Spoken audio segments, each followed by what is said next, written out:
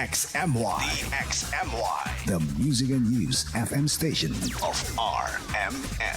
Sa Cotabato. Sa Cotabato. 90.9. 90.9. DXMY. Oras mga kasama, 7:45 ng umaga. Tatak RMN. RMN News. Diretso Balitang Cotabato. Headlines. Dalawang drug suspect arestado sa bypass operation dito sa Cotabato City. Headlines. Droga at mga paraphernalia na recover naman sa isang suspitsado sa bahagi ng Gindulungan, Maguindanao del Sur. Headlines. Samantala, 3 katao timbog sa bypass operation ng PDEA BARM habang drug den nabuwang sa Lamitan City. Headlines. Kawatan sa pool sa CCTV sa Matalam, North Cotabato. Headlines. Police Colonel Erwin Tabora itinalagang ang First Commander ng PMFC Maguindanao del Sur PPO. Headlines. Amon Jarid ngayong araw sa bar may pasok. Headlines. Mahigit 1,000 naman na nagrally sa Mindona iginit ang reforma sa pamunuan ng BARM. Headlines. Former MHT Minister Mohag Iqbal tinawag ng blessing in disguise ang pagkakatanggal sa kanya. Headlines. COMELEC sinimulan ng pagwasak ng 2.4 million na balota para sa ipinagpalibang BARM elections. Headlines. Cotabato Cave muling binuksan sa publiko, inaasang magpapasigla sa turismo ng Cotabato City. Headlines. BARM sinanay naman ang halos sa 2,000 tech voc scholars sa in-demand skills. Headlines. 50 housing units naman itatayo sa Cotabato City sa ilalim ng BARM program. Headlines. Panukalang Research Center para sa Ligawasan Mars sinimulan ng talakayin sa Bangsamoro Parliament. RMN News. Diretso Balitang Cotabato. Mga kasama kami yung tagapagbalita, Radyoman Eb Sabang. At Radyoman Erwin Kabilbigan. RMN News. Diretso Balitang Cotabato. Sa detalye ng ating mga balita, timpog ang usay kinasang drug bypass operation ng Drug Enforcement Team ng Police Station Number 3 ang dalawang drug suspect 1:30 ng hapon sa bahagi ng Purok San Francisco Mother Barangay Tamuntaka ng lungsod. Kinilala ni Station 2 o Station 3 Chief Captain Cleby Kabutahe ang mga suspect na sina Kent Makalangkat, 40 anyos o 41 anyos at isang Rahib Adzal, 30 anyos, kapwa-residente ng barangay. Nasamsam sa transaksyon ng isang pakete na naglalaman ng suspected shabu na may bigat na 0.03 gram o 0.3 grams na nagkakalaga naman ng 500 pesos, object of sale. Kalaboso ang dalawa sa Station 3 at sasampahan ng kasong paglabag sa RA 9165. RMN News. Diretso Balitang Cotabato. Arestado rin mga kasama ng Gindulungan MPS, 11 mechanized company ng mechanized battalion. Ang isang lalaki matapos i-report ng BLGU na may nagaganap na illegal drug activities alas 4:55 kahapon sa Barangay Bagan, Gindulungan, Maguindanao del Sur. Sa ulat mula kay Gindulungan, MPS Commander Police Captain Aksad Lacson. Ang suspek ay kinilalang si Basit Sarip, 51 anyos, may asawa, residente ng Barangay Bagan sa nasabing bayan. Nakumpiska sa suspek ang isang pakete na naglalaman ng hininalang shabu na tinatayang may timbang 0.63 grams na nagkakalaga ng 4,284 pesos. Kasalukuyang nasa kustodiyan ng Gindulungan MPS ang suspek at posibleng maharap sa kasong paglabag sa RA 9165. RMN News. Diretso Balitang Cotabato. Tatlong drug suspect naman ang arestado sa isinagawaring drug bypass operation ng PDEA BARM na nagresulta sa pagkakabuwag ng isang manoy drug den sa barangay Malinis, Lamitan City sa Basilan. Nakilala man na arasto sa sina Andrew, 32, maintainer ng drug den, isang Jeric at Cholo, mga residente rin ng lugar sa isinagawang operasyon sa pakipagtulungan naman ng iba't ibang unit ng pulisya at militar para sa kampanya laban sa illegal na droga. Nasamsam sa operasyon ng isang sachet ng shabu na may halagang 47,600 pesos, hindi ng bypass money, cellphone, mga IDs at iba pang drug paraphernalia. RMN News. Diretso Balitang Cotabato. Formal nang itinalaga si Police Lieutenant Colonel Erwin Tabora bilang bagong First Commander ng 2nd Provincial Mobile Force Battalion ng Maguindanao del Sur PPO kasunod ng turnover at assumption of command ceremony. Bahagi ng pagpapalit ng liderato ang patuloy na pagpapalakas ng kakayahan ng unit sa pagpapanatili ng kapayapaan at kaayusan sa lalawigan. Inaasahan na pangunguna ni Colonel Tabora ang mga operasyon at programa nga nakatuon sa seguridad at pagpapatupad ng batas at pakikipag-ugnayan sa komunidad. Nagpayag naman ng suporta ang mga opisyal at tauhan ng 2nd PMFC sa bagong First Commander. Umaasa rin ang unit na higit pang mapagtitibay ang disiplina, kahandaan at pagiging epektibo ng kanilang operasyon sa pagtugon sa mga hamon sa seguridad sa Maguindanao del Sur. RMN News, Diretso Balitang Cotabato. Alas 7:50 mga kasama yung ating oras ni Linaw ni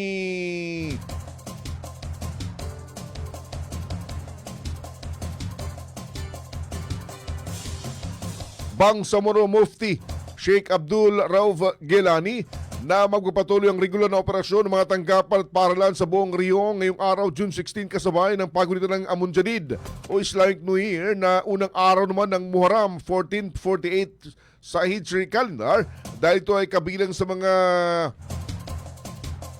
dahil hindi ito kabilang sa mga ipinagdiriwang ng sambayan ng Muslim. Ngayon pa man, nilinaw ng Mufti na may mga magandang aktibidad na dapat isagawa tulad ng pag-ayuno. Dito ikinuwento ni Mufti ang pinagdaanan at mga ginawa doon ng Propeta Muhammad sa ganitong mga sitwasyon. Dabon man pa-celebratean sa Niaba.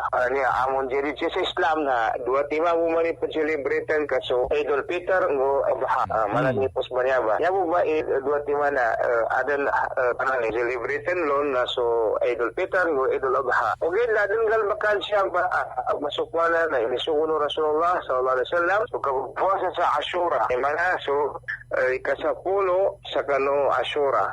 Ikasapulo kay kano wala ba niya bagay RMN News, Diretso Balitang Cotabato. Nilinaw din mga kasama ni Mufti Gilani na hindi ito sumang-ayon sa mga ulama na nag-aaral kung bakit ito nararapat bang ipagdiriwang ang bagong taon sa Islamic calendar.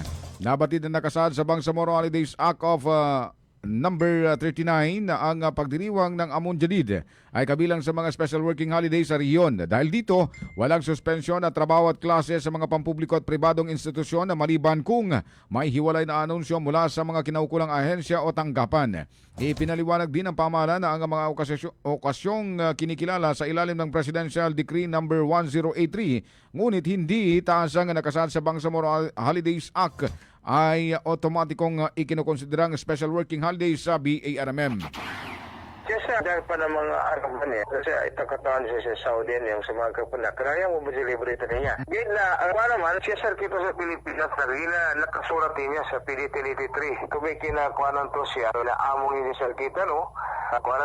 Nakaamong ba, nakasurat sa Constitution ng Pilipinas, anong niya ba na celebrate? Gayun na, di ka na nakakonsulta ng kanong mga ulama, di ka na nakakonsulta ng kanong mga ulama, at ito na mga agi, namin kina-aral sa bigat RMN News, Diretso Balitang Cotabato. Oras mga kasama, 7:53 ng umaga. RMN.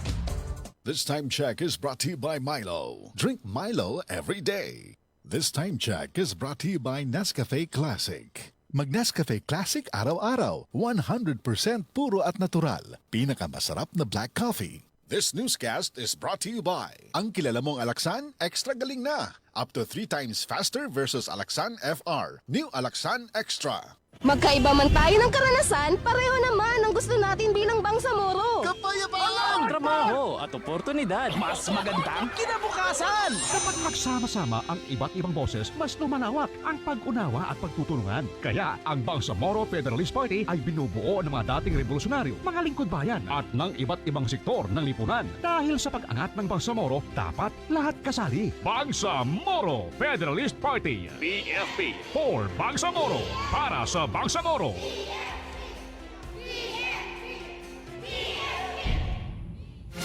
RMN News, Diretso Balitang Cotabato. Mga kasama, tuloy sa ating mga balita, nagtipo ng mahigit 1,000 katao sa Mindiola upang ipahayag ang kanilang panawagan para sa pagbabago sa pamunuan ng Bangsamoro Autonomous Region ni Muslim Mindanao. Kabilang ang pagtanggal sa mga personalidad na manoy nakialam sa mga usaping pangrehiyon.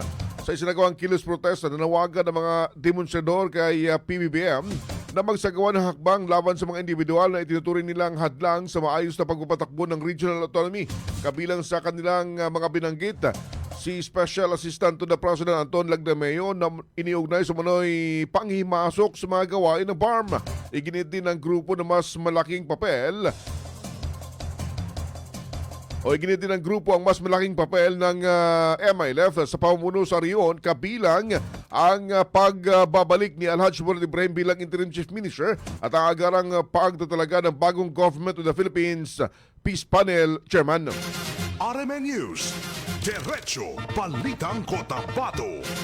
Alas 7:55 mga kasama, tinawag ni former Bangsamoro Education Minister Moha Gerrick Bal na isang malaking blessing ang pagtanggal sa kanya bilang ministro. Sa kanyang pahayag, sinabi niya na nakahinga umano siya mula sa tinawag niyang hindi kanais-nais na sitwasyon sa loob ng ahensya. Nagbanggit din siya ng mga aligasyon kaugnay sa umano'y issue ng selective campaign laban sa korupsyon at kakulangan sa patas na proseso sa BARM. Dagdag pa ni Iqbal, sa isang magkakaugnay na komunidad tulad ng BARM, mabilis umanong kumakalat ang issue at naapektuhan ang reputasyon ng mga individual.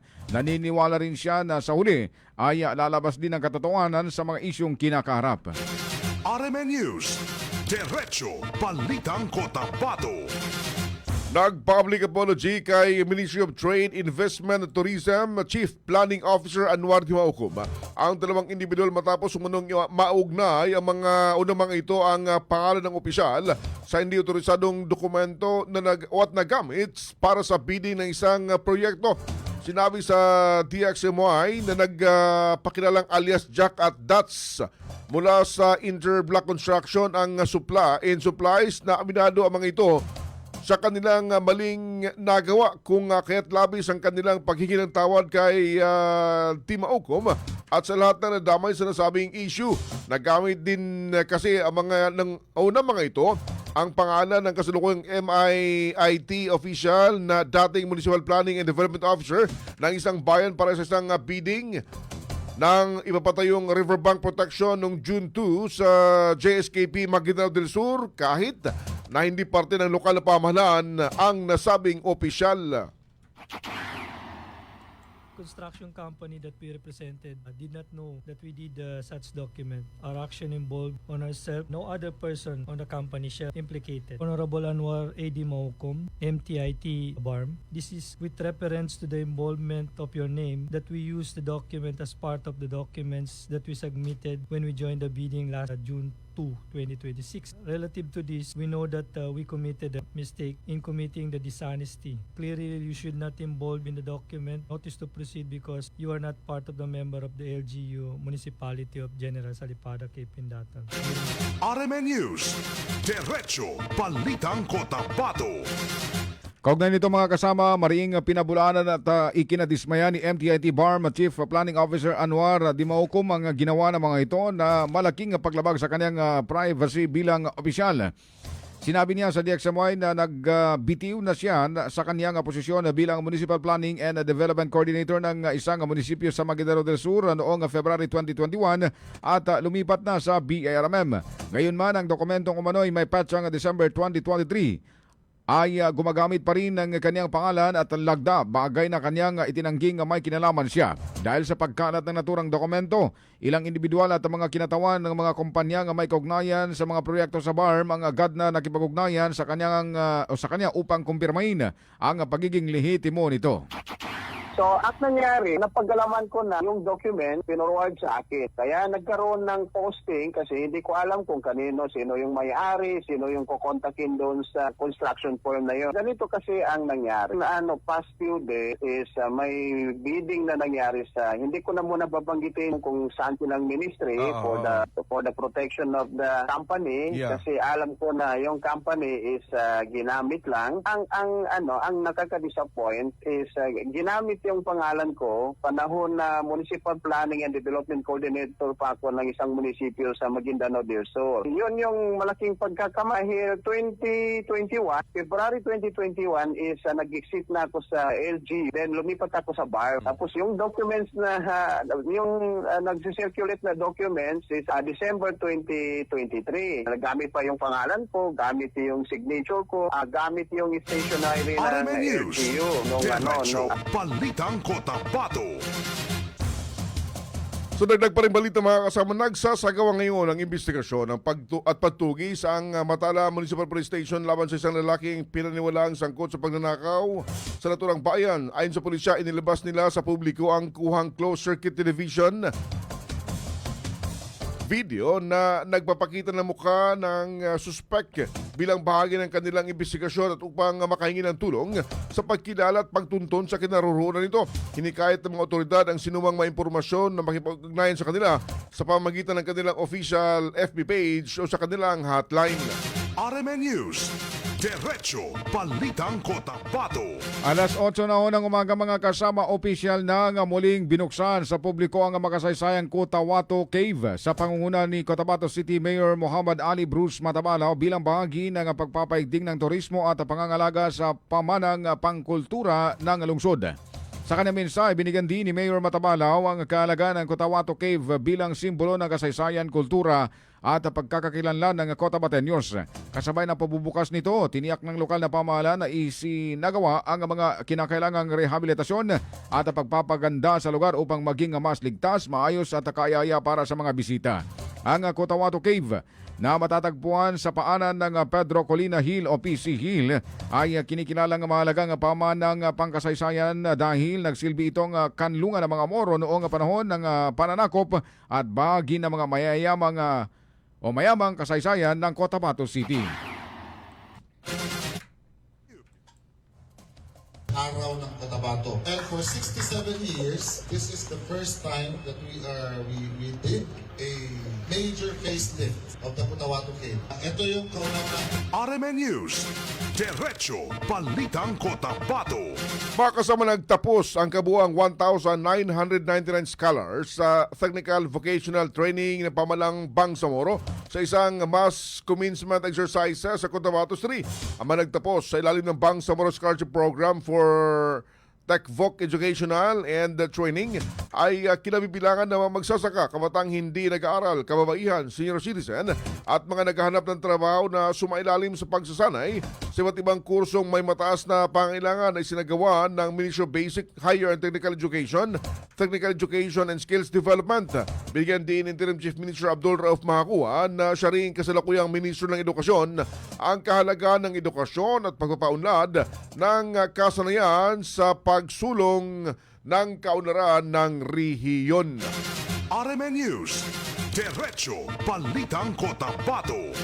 Bilang panguling balita mga kasama, upang mapalakas ang kahandaan ng institusyon at makabuo ng isang mahusay na mekanismo ng pagtugon sa mga emerhensiya, sumailalim sa Disaster Control Group Capability Enhancement Training ang mga kawani ng Ministry of the Interior and Local Government o MILG.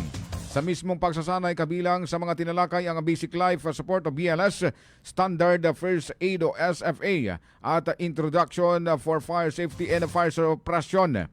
Binigyan din ni Interior Affairs Services Director 2 Attorney Marvin Mukamad na hindi sapat na naroroon lamang ang mga kawani. Kinakailangan ding sila ay ganap na handa at may kakayahang gumawa ng agarang aksyon sa oras ng mga kritikal na sitwasyon. RMN News. Diretso Balitang Cotabato. Mga kasama, sumayin niyo po ang kalipunan ng ating balitaan ngayong umaga. Umaga tayo ngayon ng Martes, 16 sa buwan ng Hunyo 2026. Holiday? Holiday? Holiday sa ibang Ibang rehiyon, outside ng Bangsamoro Region. RMN News. Sa Bangsamoro Region, ulit natin special working holiday ho tayo ngayon. Good morning muna sa ating mga viewers. Si General Singkuya, Jerry Necor, Ato Kanapia Kosain, Alhamsar Uto. Good morning. At si Muhaydin Tagigaya, good morning. Good morning. RMN News. Nangalan po natin mga kasamaan sa News Center, Radyo 1 Daisy Mangod at Radyo 1 Julie Mapalaw. Sa Technical Digital ngayong umaga, Radyo 1 Ricardo Eric Madamba Jr. Kami na kasama, Radyo 1 F Sabang. At Radyo Man Erwin Kabelbigan, Tatak Tatak Armen. Armen. RMN News. Diretso Balitang Cotabato. That